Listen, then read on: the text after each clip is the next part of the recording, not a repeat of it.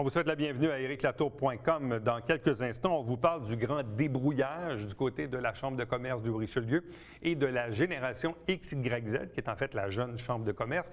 Donc, deux organismes qui ont deux clientèles différentes, mais là, on est dans une phase de rapprochement au niveau des membres, au niveau des activités, pour ne pas se piler sur les pieds et travailler dans un sens commun. Bref, dans quelques instants, on reçoit des représentants de ces deux organismes qui vont nous expliquer ce grand rapprochement qu'eux appellent le grand débrouillage entre la génération XYZ et la Chambre de commerce du Richelieu. Mais d'abord, on vous présente le nouveau coordonnateur de la Fondation du Cégep de Saint-Jean-sur-Richelieu, M. Patrick Lamarche.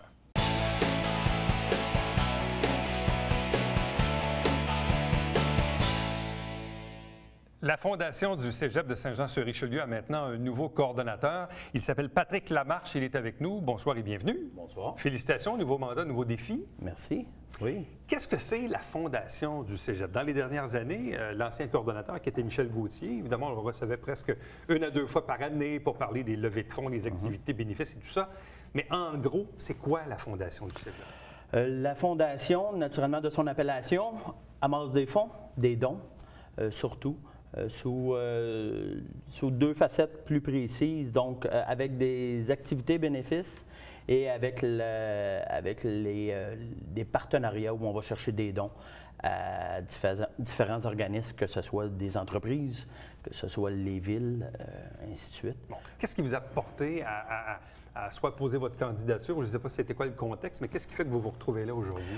C'était une implication sur le conseil d'administration de la Fondation même. Depuis quelques années, j'étais sur le conseil d'administration. C'est le type les fondations ont des types de conseil d'administration bénévoles avec plusieurs personnes de l'interne et de l'externe. Donc, lors du processus cet automne de sélection, je faisais partie du comité de sélection. Puis, dans le processus, il y a comme deux lumières qui sont allumées en début décembre. Puis, j'ai fait. Il me semble que ça serait pour moi. Il me semble que je me vois là. J'imagine le contexte. Là. On est en comité pour choisir un nouveau coordonnateur. Puis là, finalement, tout le monde se revire de bord et dit finalement, ça devrait être toi. Bien, on avait sélectionné quelqu'un qui s'est désisté à la dernière minute. Puis, donc ça a comme vraiment accéléré le processus. Puis la situation de mon emploi précédent aussi a comme les deux paramètres. Exactement, les deux paramètres ont amené à... Membre du conseil d'administration, membre du comité de sélection pour choisir un nouveau coordonnateur. On choisit quelqu'un, la personne se désiste. Exactement. Et finalement, c'est un membre du comité qui se retrouve coordonnateur. Exactement.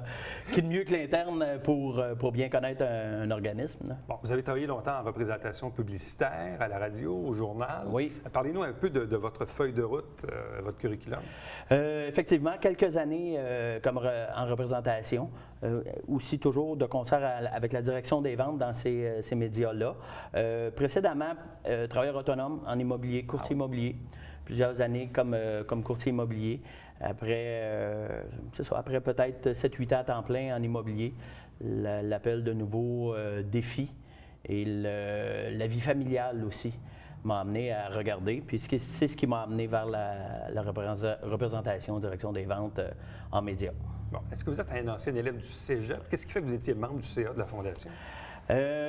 Question d'implication locale. J'ai toujours été quelqu'un qui était en contact avec différents organismes, puis qui suit un peu le processus familial, le processus professionnel qui peut m'amener des opportunités d'être membre de différents CA, que ce soit au CPE, que ce soit il y a longtemps sur les conseils d'administration des caisses populaires avant les regroupements, ainsi de suite. Donc, j'ai toujours été quelqu'un assez impliqué. Puis, les circonstances lorsque j'étais à Boom FM m'ont amené une ouverture pour la Fondation. C'est comme ça que j'ai débuté à la Fondation.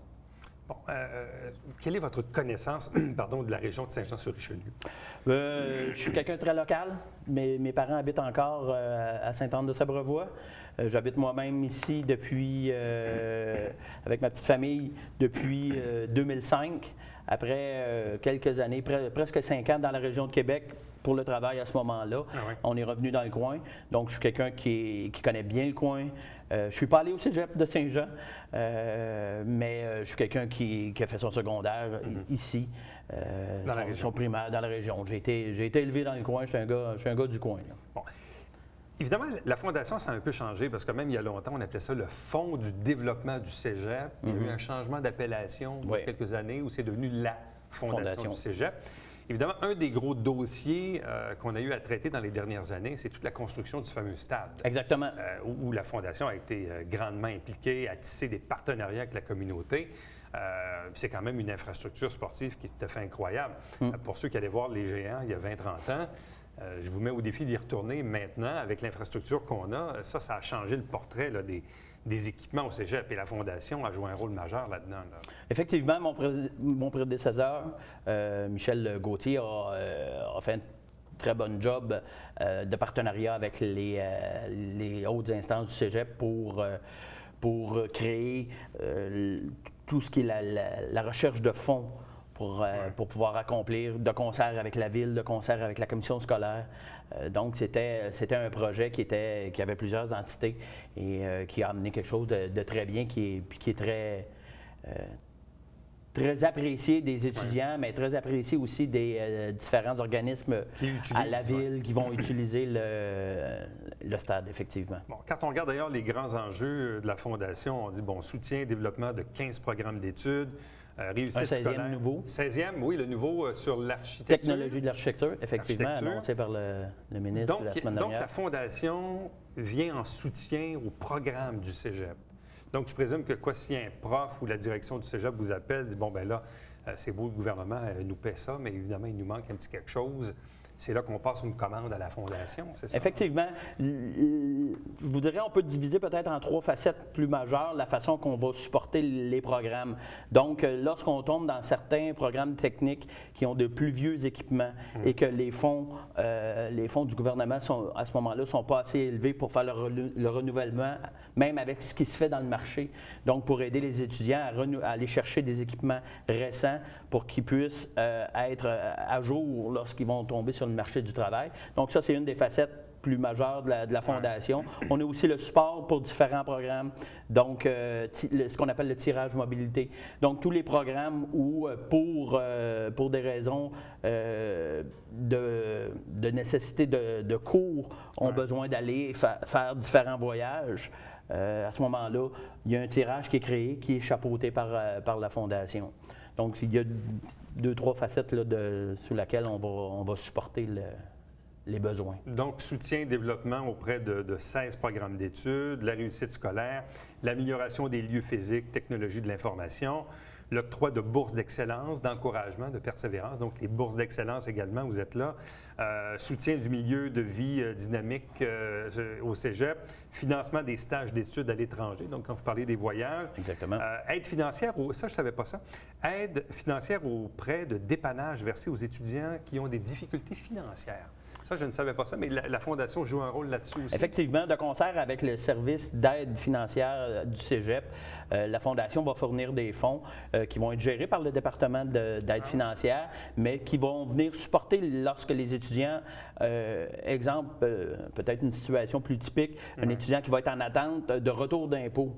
Puis là, il peut tomber dans une situation précaire. L'aide financière va venir faire un prêt à ces étudiants-là. Puis les fonds vont souvent être utilisés par des fonds fournis par la Fondation.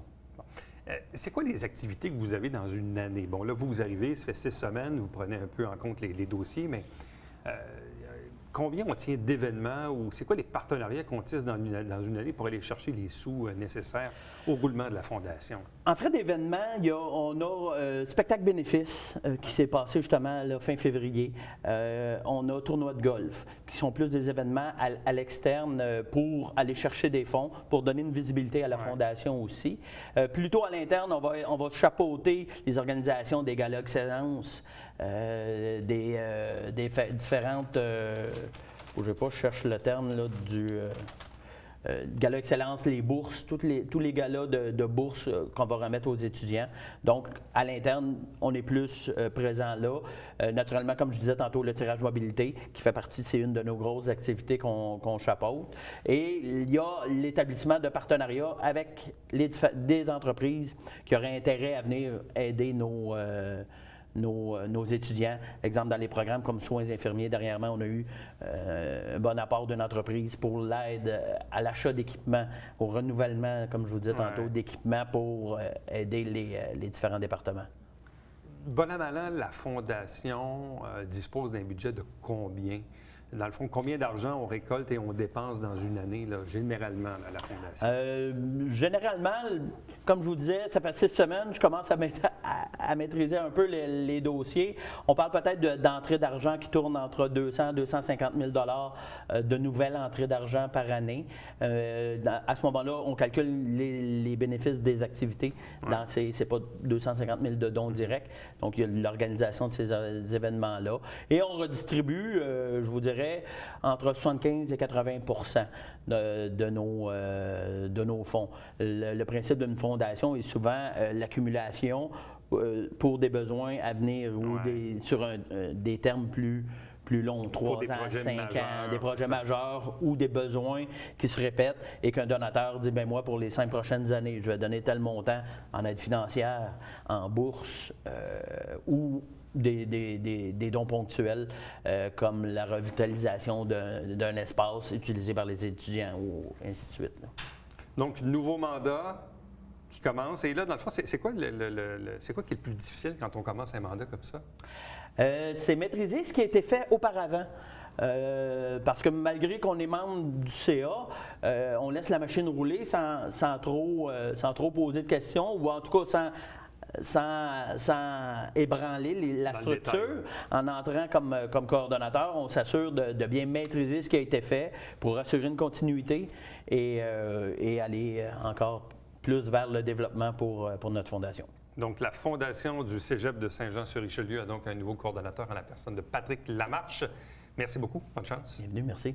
Reste avec nous puisqu'au retour, on vous parle de ce grand rapprochement entre la génération XYZ et la Chambre de commerce du Haut-Richelieu.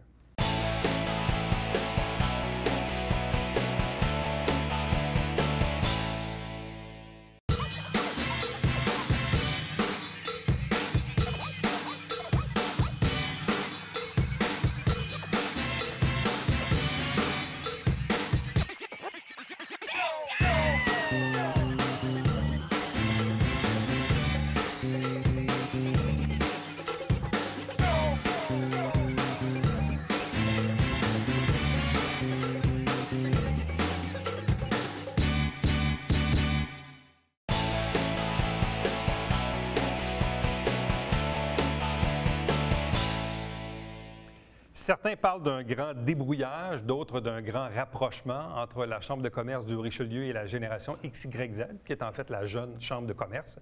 Avec nous, 3 invités pour en parler. D'abord, le président de la génération XYZ, Steve Dion. Bonsoir. Bonsoir. Le trésorier de la Chambre de commerce, Yannick Marcotte. Bonsoir. Bonsoir. Et le directeur général de la Chambre, Claude Demers. Bonsoir et bienvenue. Qui a parlé à qui? Qui a fait les rapprochements? D'où vient cette nécessité de rapprocher les deux organismes? Steve? Moi, je dirais que c'est venu naturellement. Je dirais que c'est venu un petit peu des deux côtés. Le but, c'est en travaillant ensemble qu'on est plus fort. Et puis, ça va de soi, je dirais, que les deux organismes collaborent ensemble là, à différents niveaux. C'est pour ça que depuis quelques mois, on a certaines discussions, les deux conseils d'administration ensemble. C'est parti de là depuis quelques mois. Là. Bon, du côté de la Chambre, Yannick, donc c'est quoi la réception que vous aviez de ce possible terrain d'entente ou rapprochement avec la génération? Un grand intérêt, en fait, parce que juste le nom le dit, hein? Chambre de commerce, jeune chambre de commerce, chambre de commerce, les noms, c'est le même nom. Donc, c'est tout naturel, finalement, de travailler ensemble et non pas chacun de son côté, autant pour favoriser le développement des affaires pour nos membres et aussi pour le poids qu'on peut avoir auprès des instances politiques là, quand on a des représentations à faire. Bon. Donc, c'est tout à fait naturel de travailler ensemble. En même temps, les deux organismes sont proches, mais aussi différents parce que, d'une part, la Chambre a un membership de quoi? 500-600 membres, vous avez une permanence. Vous, évidemment, c'est un CA bénévole où, dans le fond, vous n'avez pas de directeur, vous n'avez pas de locaux comme tel. Donc, à chaque fois que vous faites une activité, c'est les membres qui doivent s'en occuper.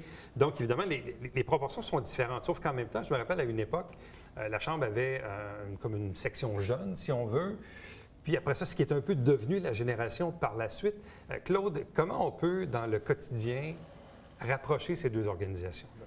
Bien, c'est facile parce qu'on poursuit la même mission, on a le même objectif. Les deux organismes veulent le développement économique du Haut-Richelieu et de la région. Puis, il y a une continuité qui est évidente. Un entrepreneur qui commence jeune, à un moment donné, avec le temps, en cheminant, il va devenir de toute façon un entrepreneur aguerri. Fait que c'est un principe de continuité. C'est impossible, je pense, pour deux organisations de travailler de façon indépendante quand de toute façon leurs membres travaillent dont la même fonction d'entrepreneur, puis avec le temps, ils vont se retrouver à passer d'une organisation à l'autre. Bon, comment ne pas, je prends le mot, là, mais comment ne pas répéter les erreurs du passé? Parce que de mémoire, ce que moi je me rappelle, c'est qu'à l'époque où il y avait une section jeune à la Chambre, puis vous n'étiez pas là, personne, là, mais à l'époque où il y avait une section jeunesse à la Chambre, ceux qui étaient membres de ça reprochaient, disaient « Ouais, mais on est un peu noyés, c'est-à-dire que les jeunes sont un peu noyés dans la grande Chambre de commerce. » Puis dans le fond, on n'a pas assez d'espace pour nous. Puis c'est un peu comme ça, probablement, que la génération est née. Je ne sais pas, c'était les premiers balbutiements de la génération. Là. Honnêtement, comme tu disais, on n'était pas là, personne à cette époque-là. Fait que dans le fond, j'ai peu de détails à savoir ce qui s'est passé à l'époque. Ce que je sais, c'est que présentement, dans le fond, les deux organismes ont des, je dirais, on a les intérêts de nos membres à cœur. Puis dans le fond, ce qu'il faut comprendre aussi dans ce rapprochement-là, c'est que le rapprochement, les deux organismes vont rester comme ils sont présentement. Nous, on va continuer d'opérer avec notre conseil d'administration. On va continuer à organiser nos activités. Donc, il n'y a rien qui laisse croire dans nos discussions là, qu'il pourrait y avoir que les jeunes pourraient être noyés parmi la Chambre de commerce là, ou quoi que ce soit. Là. Dans le fond, je dirais les discussions qu'on a vraiment là, depuis un certain temps, c'est vraiment dans un esprit de collaboration. Puis ça va bien depuis qu'on en parle. Si je peux ajouter quelque chose, en fait. Pour le moment, il y a toujours, en fait, un CA d'XYZ. Je dis pour le moment, mais il y a, comme tu disais, il n'y a aucune discussion par rapport à ça, que ça change. Il y a toujours un CA de la jeune chambre de commerce de XYZ qui est là pour défendre l'intérêt de ses membres, pour effectivement qu'ils ne se sentent pas dans cet état d'esprit-là, finalement. Bon. Maintenant, dans le concret, Claude, ça va se définir de quelle façon? Là? Est-ce que vous allez avoir des activités en commun? Il y a déjà eu des activités en commun. Il y en aura d'autres. Entre autres, dans les activités qui s'en viennent, qui vont être organisées de façon commune, on parle du golf de soirée qui va se passer en juin. Et on aura aussi l'activité volleyball, le beach volleyball, qui va être organisée en juillet. Par rapport aux activités, ce qui va être super intéressant cette année, c'est que l'élaboration du calendrier va se faire d'une façon commune. Puis c'est là qu'on va être capable de positionner un nombre d'activités suffisant pour les besoins de chacun, que ce soit les jeunes entrepreneurs ou les entrepreneurs aguerris. Et en faisant aussi un calendrier commun, on va s'assurer qu'il va y avoir une cohésion, à ne pas mettre deux grandes activités ou deux grands conférenciers la même semaine ou la même journée. Et aussi de mettre un nombre d'activités qui est, comment je dirais, là, pas trop grand en fonction de la capacité des entrepreneurs au niveau de la participation. Donc, l'idée, c'est de ne pas se piler sur les pieds, là, ou au niveau de la stratégie, d'avoir deux gros événements dans la même semaine qui va attirer, dans certains cas, peut-être le même monde. Exactement. Donc, dans le fond, ça nuit aux deux organismes. C'est exactement. Ça, puis de ne pas mettre une pression trop forte sur l'entrepreneur qui essaie d'être partout, de participer, parce que c'est important d'être vu, mais s'il y a une multiplication des activités, bien, ça l'oblige à la multiplication des présences, puis il n'y a pas plus d'heures dans une journée. Hein. On disait également, donc, participation et tarification des activités. Donc, il y a là aussi une mise en commun? Bien, en fait, participation, oui, parce que, bon, comme la section grand débrouillage qu'on a annoncé jusqu'en mois de juillet, c'est que finalement, les membres de chacune des deux organisations sont invités à participer aux activités de l'autre organisation. Au tarif membre? Exactement, au tarif membre de l'organisation en question. Je donne un exemple. Un membre de la CCHR qui veut participer à une activité de génération XYZ peut s'inscrire à l'activité, payer le prix membre qui est indiqué sur l'annonce de génération XYZ et vice-versa. Et ça, c'est pour un temps déterminé? Effectivement, là, le grand débrouillage est pour le mois de en conséquence jusqu'au mois de juillet. Mais de toute façon, là, on s'attend à ce que cette collaboration-là poursuive là, au cours des prochaines années aussi. Là, donc, les discussions continuent pour d'autres éléments. C'est pour ça qu'on a mis une date pour le grand débrouillage. Mais d'ici là, il y a d'autres choses qui vont venir qu'on va pouvoir vous annoncer là, dans la continuité. Là. Bon, Steve, souvent, je fais des blagues un peu parce que la génération XYZ, principalement, c'est quoi? C'est 18-35 ans? À peu près, je pense que c'était ça au départ. Ouais, 40 ans et moins. 40 ans et moins. Bon, mais c'est ça. Mais des fois, je disais à Steve, il arrive quoi quand on a 42 ans à la génération XYZ? Là, on vous l'envoie, c'est quoi? Non? On souhaite. Mais je pense pas Yannick n'a pas 40 ans. Non, j'ai pas 40 ans, j'ai 32 ans. OK. Donc, toi, tu fais partie de la Chambre de commerce à 32 ans. Mais il serait aussi admissible chez vous. Là. Mais ce qui est intéressant avec Yannick, c'est qu'Yannick a passé sur le conseil d'administration de Génération XYZ. Oui, j'étais sur le CA d'XYZ. Donc, il a connu la réalité des deux organismes. C'est quoi la différence, Yannick, entre les deux? Entre les deux. Mais oui, effectivement, vous l'avez déjà dit en entrée d'entrevue, en fait, une des grosses différences, c'est l'intervention des membres du CA. Évidemment, chez XYZ, toutes les activités se font bénévolement. Il n'y a pas de permanence pour l'organisation. Donc, c'est les membres du CA qui font ça à temps perdu, entre guillemets, pour pouvoir réussir à rendre ce service-là aux membres. Alors qu'évidemment, à la CCHR, on a une belle permanence qui travaille pour faire ce travail-là. Non, pas tout, j'ai une équipe. Il y a une équipe avec lui.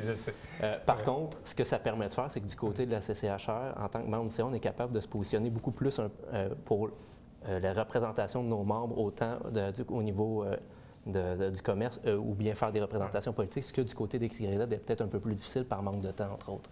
Ouais. Mais en même temps, quand on est membre d'un organisme comme le vôtre, soit la Génération ou la Chambre, l'objectif souvent, c'est de tisser des liens, de rencontrer des gens, bon, via les activités. Puis en même temps, si on est un entrepreneur de moins de 40 ans, on souhaite aussi entrer en contact avec des gens de 40 ans et plus pour la business. Et même chose pour la Chambre de commerce. Vous souhaitez être en contact avec des jeunes entrepreneurs. Oui, donc, parce que les entrepreneurs d'expérience ou aguerris sont intéressés à voir aussi ce que les entrepreneurs de demain proposent. Parce qu'un entrepreneur aguerri ne s'assoit pas non plus sur ce qu'il détient, puis arrête ça là. Il est toujours en questionnement et en progrès. Puis la meilleure façon de faire du progrès, des fois, c'est de regarder ce que les plus jeunes peuvent faire autour de nous. Donc oui, il y a effectivement un intérêt très fort pour les deux organisations, pour les membres des deux organisations, de connaître les membres de l'autre organisation. Et ce qui est un intérêt de ce grand débrouillage-là et de ce rapprochement-là. Est-ce que le fait d'avoir été membre des deux CA a fait partie un peu de la solution? C'est-à-dire, est-ce que Yannick fait partie de ceux qui a ouvert les portes? Je ne sais pas.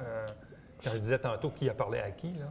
Bien, si je peux répondre, je dirais en fait que pas nécessairement parce que moi, ça a donné que j'ai fait ce changement-là au mois d'avril dernier, mais de toute façon, je crois que les deux chambres étaient rendues là.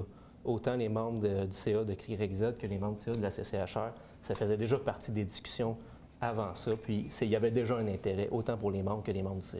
Steve, ça existe depuis combien de temps, Génération? 4 ans. 4 ans, vous êtes rendu à combien de membres? On tourne toujours alentour d'à peu près 150 membres, avec les gens qui adhèrent, les gens qui ne renouvellent pas. Donc, on est à peu près à 150 membres. Bon, 150, puis chez vous, vous êtes à combien? 575. 575. Puis je me rappelle, à une certaine époque, la Chambre de commerce avait à peu près 700 membres. Oui. Donc, on voit à peu près, on est toujours là-dedans, là. Oui. On est toujours à peu près dans ces eaux-là. Sauf que là, au moins, on a deux organismes qui vont tirer dans la même direction. Exactement.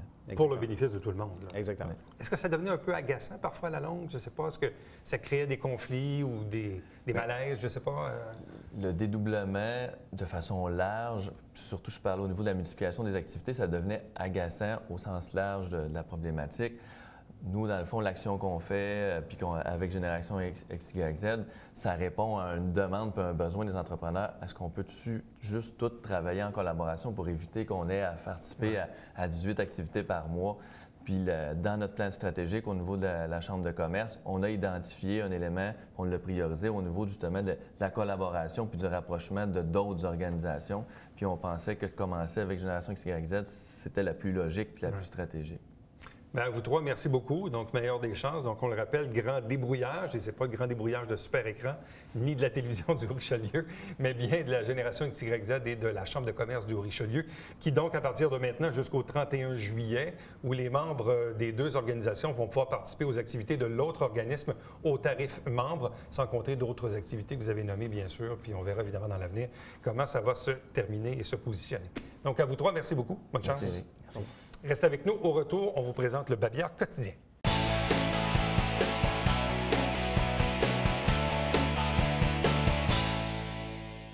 Notez bien la date, c'est le samedi 10 mai dans les 4 IGA de Saint-Jean-sur-Richelieu où on va remettre des barils récupérateurs d'eau de pluie. Donc, si parfois ça vous intéresse, le samedi 10 mai dans les 4 IGA de la région. À chaque semaine, on vous présente des extraits du Conseil de ville, donc les travaux. On en fait la captation, nous, le 1er et le 3e lundi du mois, diffusés donc les mercredis suivants. On fait bien sûr donc 2 émissions avec un Conseil de ville. Et parfois, si vous le manquez, l'émission se retrouve également sur notre site Internet, d'ailleurs, comme toutes les autres émissions. À chaque dimanche matin, 9h30 en direct, c'est le Télébingo, 3 500 $ en prix, dont la carte pleine à 2 000. Et n'oubliez pas que sur le territoire que l'on dessert, MRC au Richelieu et de Rouville, il y a environ une trentaine de dépositaires pour acheter vos livrets. Prochain rendez-vous, c'est demain. Bye bye.